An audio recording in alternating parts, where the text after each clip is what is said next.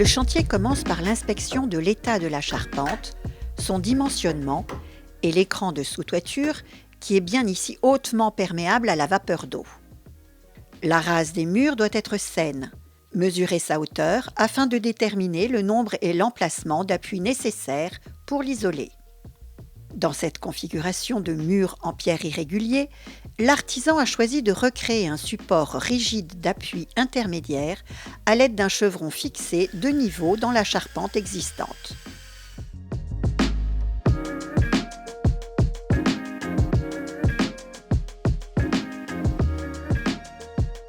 Une fourrure est fixée sur ce support. Étant donné la faible hauteur de pied de mur à isoler, celle-ci sera directement la fourrure de jonction avec l'ossature du rampant. Il n'y aura pas d'autre appui intermédiaire.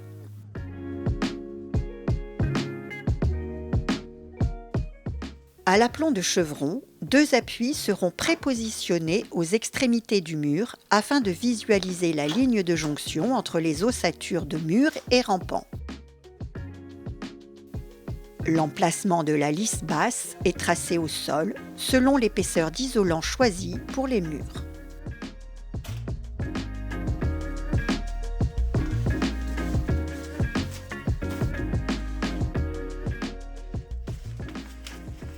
Une bande de membrane par vapeur de 20 cm de large est préparée, puis collée au sol en suivant le tracé avec le cordon de mastic butyle. L'encollage de la membrane ne doit pas écraser totalement le boudin de mastic. La lisse basse de l'ossature métallique est fixée au sol le long du cordon de mastic à l'aide de chevilles à frapper ou de vis selon la nature du support. 2 fourrures verticales sont clipsées dans la lisse, au droit des appuis mis en place et serviront de réglage à la jonction entre les 2 ossatures de mur et rampant. Les appuis sont coupés et la fixation de la fourrure est verrouillée de niveau.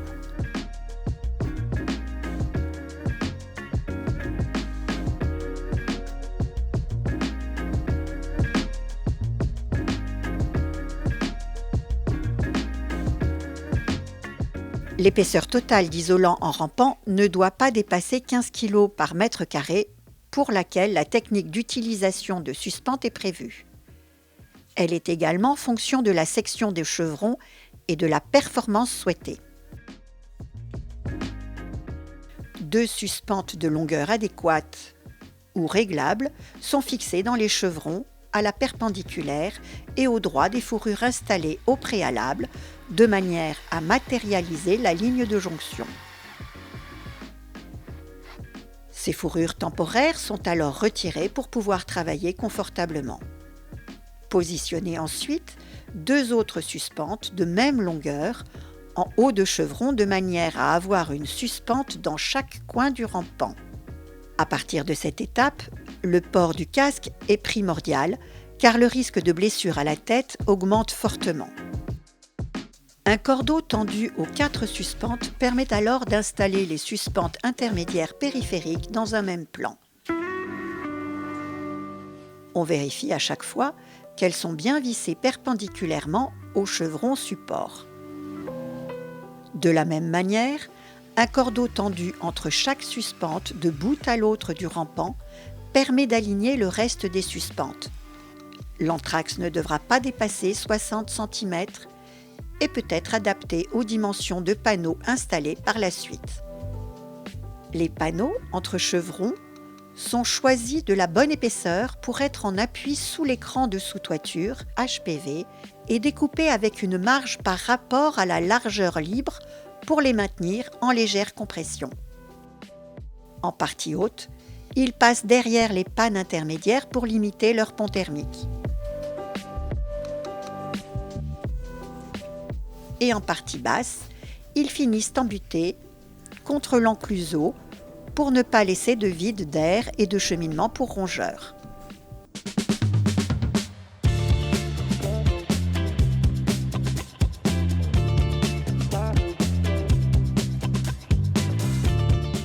On présente ici le cas de l'absence d'écran de sous-toiture.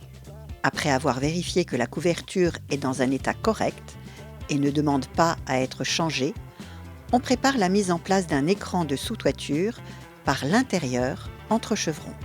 Ce cas n'est pas idéal et se justifie uniquement car la couverture est en bon état. Dans le cas où la couverture est à remplacer, on privilégiera la pose classique de l'écran de sous-toiture continu et par-dessus les chevrons. L'espace entre chevrons est d'abord soigneusement nettoyé et dégagé de tout élément saillant.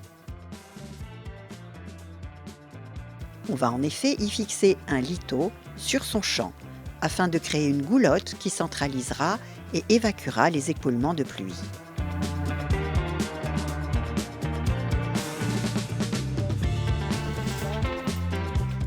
L'espace créé ainsi entre le platelage et le futur isolant doit être d'au minimum 2 cm pour créer une lame d'air ventilée.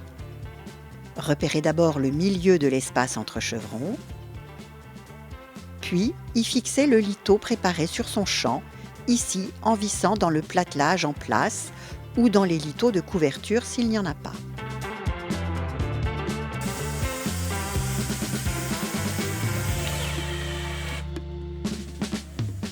Veillez à faire dépasser le lito en partie basse au-delà de la panne sablière et idéalement jusqu'à l'extérieur du mur s'il n'y a pas d'encluseau.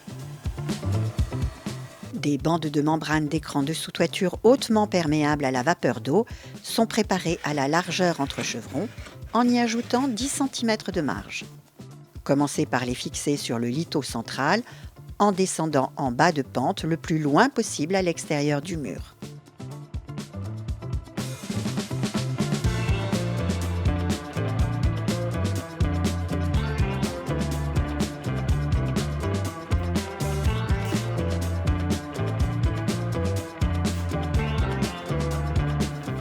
On tend ensuite les bords latéraux de l'écran de sous-toiture en les fixant les plus hauts possible sur les chevrons pour créer cette pente vers le centre de l'espace entre chevrons.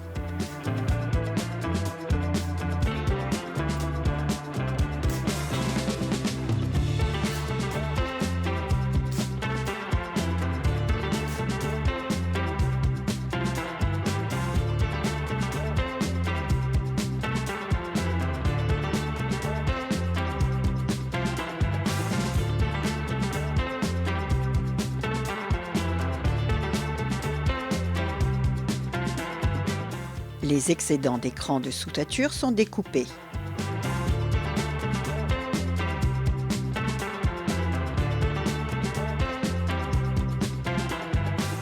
Lorsqu'il est nécessaire de poser l'écran en plusieurs laits, on veille à respecter l'ordre du recouvrement, dessus en partie haute, dessous en partie basse.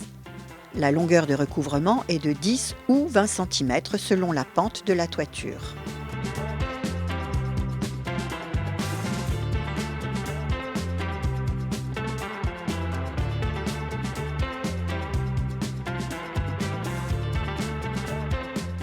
Les laits sont ensuite raccordés avec de l'adhésif adapté.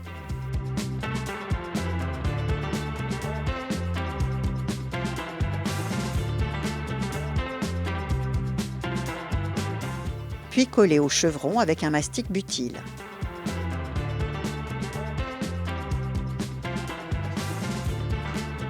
Deux litos sont alors vissés dans les deux angles pour assurer un maintien pérenne de l'écran de sous-toiture et assurer que l'isolant entre chevrons sera décalé de 2 cm par rapport à l'écran de sous-toiture.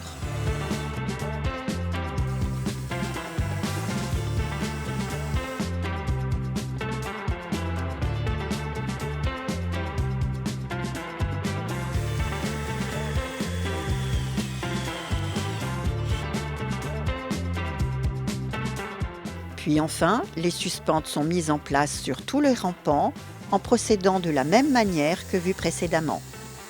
La seule variation est dans le choix des longueurs de suspente en considérant l'épaisseur occupée par les litos. La première couche d'isolant placée entre chevrons doit également être choisie moins épaisse. Puis, le chantier se poursuit de la même manière, qu'on soit dans le cas de base ou dans cette option d'écran de sous-toiture installée par l'intérieur entre chevrons.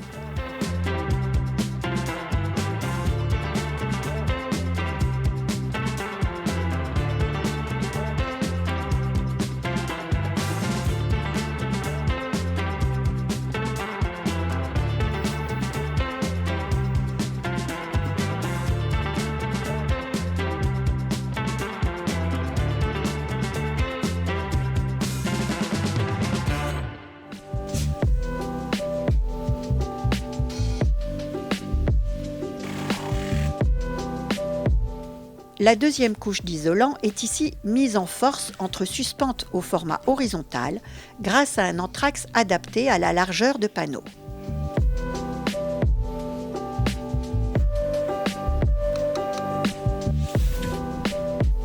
La troisième et dernière couche d'isolant est embrochée sur les suspentes en prévoyant 2 points de fixation par panneau.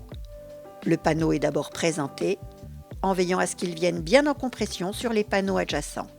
Puis une légère pression permet de marquer les emplacements de suspentes qui sont ensuite prolongés à la main ou avec un outil comme un tournevis ou un forêt. Intervenir en 3 couches permet de croiser les couches et de manipuler des panneaux moins épais et moins lourds, ce qui aide à la mise en œuvre. Les rondelles de suspente sont alors clipsées pour maintenir l'isolant.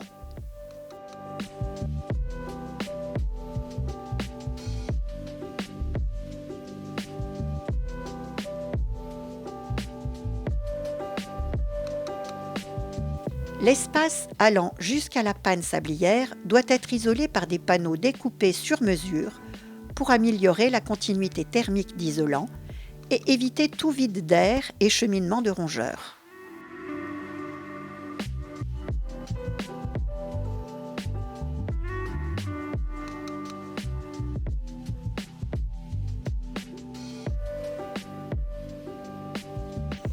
Une dernière découpe de panneaux en biseau permet de compléter cette isolation et rattraper le plan du nu intérieur du mur.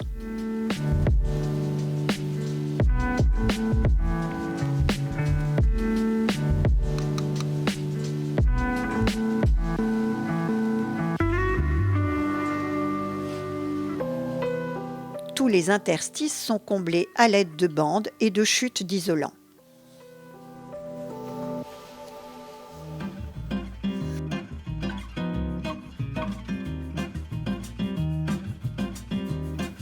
L'isolation des pieds de mur commence par visualiser la jonction avec les rampants à l'aide d'un niveau laser afin d'anticiper la position des fourrures verticales sans gêner la mise en place des fourrures de rampants.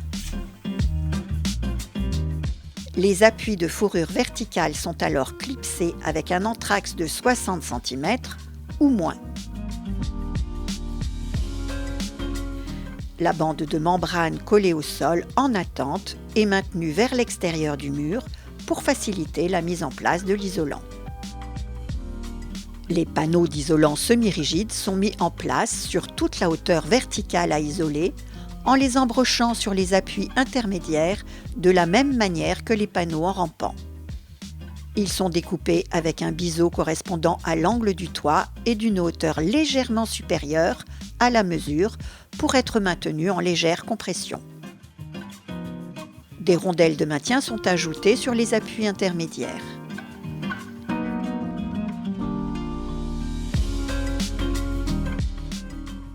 La continuité de l'étanchéité à la vapeur d'eau de cette interface est assurée par une membrane par vapeur installée côté chaud des parois isolées. Les laits de pare-vapeur sont découpés avec au moins 30 cm de marge en longueur et disposés horizontalement devant l'isolant. Un maintien provisoire par agrafe dans les pièces de bois peut faciliter la pose en veillant à reboucher ultérieurement les trous laissés par un adhésif adapté. Pour une pose de membrane sans pli important, l'artisan commence par fixer tout un côté de la membrane avec une légère tension mais non excessive, puis effectue des points de fixation en partie centrale et enfin en terminant par les diagonales opposées. La fixation de la membrane est effectuée en la perçant contre les embouts des suspentes prévues pour, puis en verrouillant l'étanchéité à la vapeur d'eau à l'aide de capsules adaptées. Cela crée de petits plis localisés qu'il ne faut pas essayer de supprimer totalement.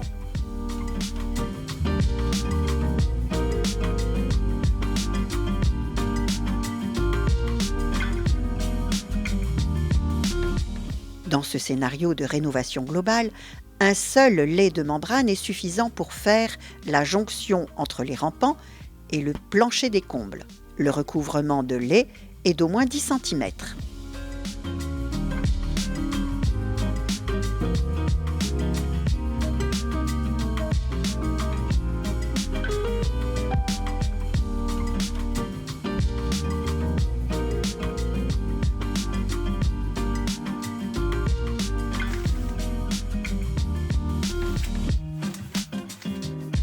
Il est ensuite embroché sur les appuis intermédiaires de la même manière qu'en rampant, en ajoutant ensuite un dispositif de verrouillage de l'étanchéité à la vapeur d'eau, ici une pastille adaptée.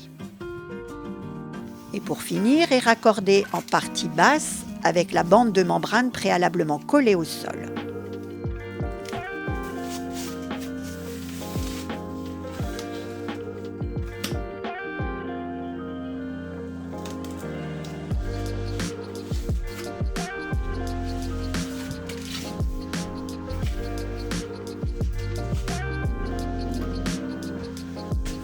Le doublage se poursuit par la mise en place de fourrures horizontales en rampant.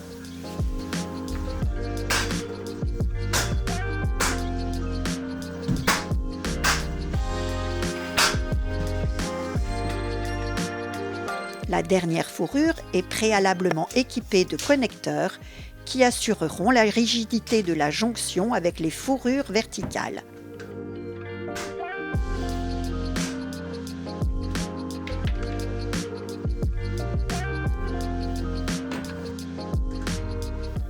Et l'ossature verticale se termine par la découpe des appuis intermédiaires, la pose des clés sur les fourrures, puis leur mise en place de niveaux et d'aplomb en les clipsant dans la lisse basse et au connecteur. Le doublage se termine enfin par la pose des plaques de plâtre.